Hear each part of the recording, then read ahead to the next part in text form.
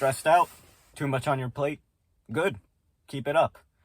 My name's Louis Angel. I make self-improvement content mainly for sensitive guys, feminine guys, emotional guys, submissive men, femboys. You get the idea. If you're not any of that, you're still welcome.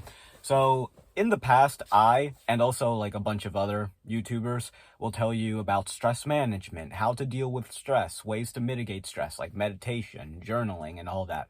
And that stuff is definitely good for someone getting into self-improvement, but after you've done it for a long time and you're kind of ready to like make more progress on like the work, your main thing, be it school or a side venture or your job or whatever, you have to actually face the thing and do the work. And the lesson here is that stress is not entirely a bad thing. It may just be as simple as reframing it, like, okay, stress is a part of life. So the idea came from a video I was watching yesterday for my psychology class. It was 2 videos, actually, mainly the second one. So the second one was a TED Talk, which I will link below. The TED Talk basically said, so you guys know how it's always said that stress leads to negative health consequences. The more stressed you are, the more higher your blood pressure, more chance of heart attack, yada, yada, yada, all that stuff. They did a study across a bunch of individuals and like the time of their death, and they found out that yes, it was true that stress caused people to die early and have like greater chance of heart attack and higher blood pressure, but only if they thought stress was bad for them. Among the people who were high stress, who had like high stress lives and didn't think stress was bad for them, they were no different than the people who had low stress lives. Imagine that. Like, do you see that? There's the people who had low stress lives and the people who had high stress lives but didn't believe that stress was bad for them. They were roughly equal. In some cases, the people with high stress but didn't think stress was bad. In some cases, they were actually better than the people who had low stress. The people who were the worst, like at the way, way bottom, were the people who had high stress and didn't believe stress was good. The person doing the presentation calculated that if you separated those factors, stress over stress is the 15th leading cause of death in the US. It's not the stress that kills people most of the time, it's the stress over the stress. Which we can be roughly connected back to Buddhism. So another thing, so this is not something from the video, this is actually something I learned from the textbook.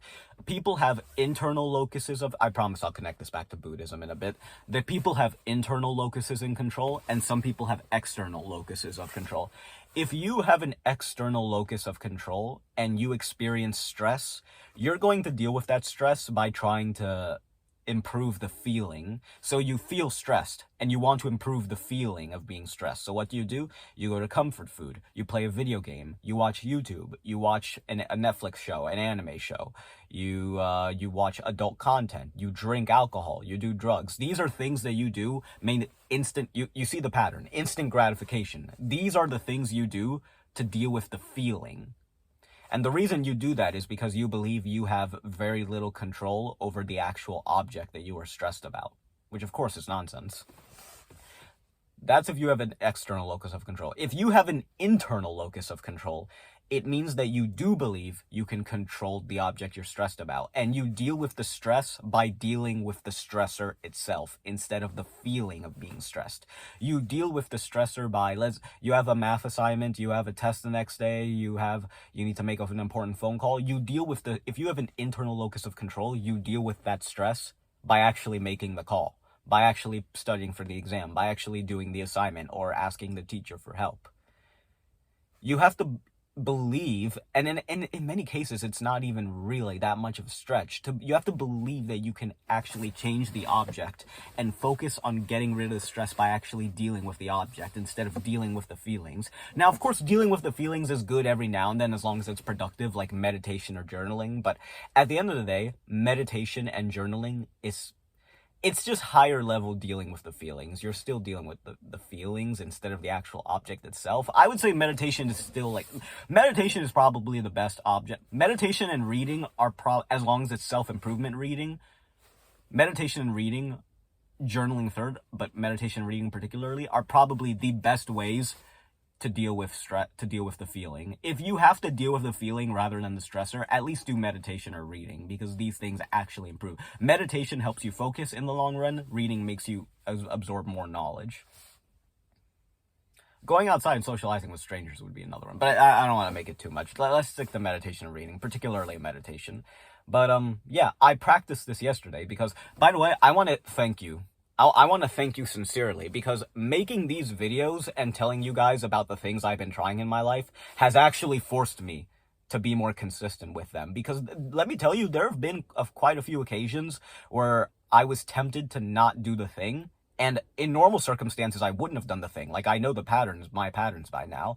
But I was like, hey, I make YouTube videos about this. Let me try to actually do the thing. In fact, a few days ago, I made a video about just doing the thing, just doing the work, and like overloading your schedule, which I still believe in. And I ended up not uploading the video because immediately after the video was done, my dad asked me to go help him with something. And I said, no, I'm too busy studying. That's true, but like I still should have gone help him. So I didn't upload the video that day because I was like, I just made a video on this. How can I upload it now that I didn't stay true to it? So thank you, guys. Thank you. Like, you've actually made me more consistent with this stuff. But anyways, yesterday I was doing some assignments for my psychology class, and I felt resistance in my mind. I felt like a tiny bit of stress, not a lot, a little bit, and I really wanted to take a break by listening to music or by reading a book. And instead I thought, okay, let's practice. Let's do that Buddhist practice I saw on the channel Hillside Hermitage. Let's just be with the bad feeling.